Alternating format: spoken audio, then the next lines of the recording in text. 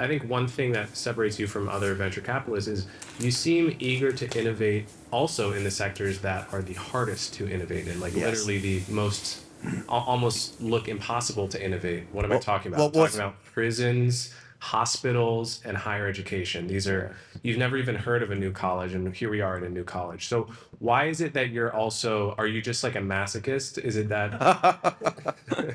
Sometimes it seems like that. No, it's no, everything's great here. It's funny. The way I look at that is so there's these underlying things that happen in the world that make new things possible, and then they usually go to certain places first, and then they go to other places later. And so they almost always go to healthcare and government and institutional places like universities last, because these are harder. But because these are harder, the way you can think about it, it's like there's an island in the middle of the ocean that has like a bunch of animals that just only evolved to live on that island.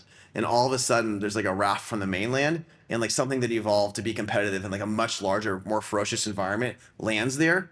And then it just like beats the crap out of these like weird animals, because like they've been protected from the ocean for 1,000 years. And so what it is that like you get things in government and healthcare and universities get particularly broken because it's so hard. So if you are able to get in, you're just so much better, right? So I think this is like counterintuitively this stuff where it looks harder to innovate.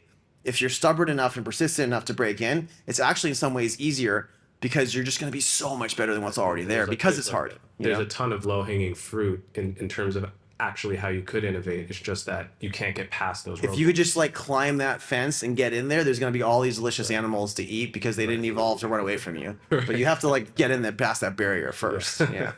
We're not talking about the students. It's an analogy, folks. Well, and we're talking about the competition. Yes, it's an analogy. Okay.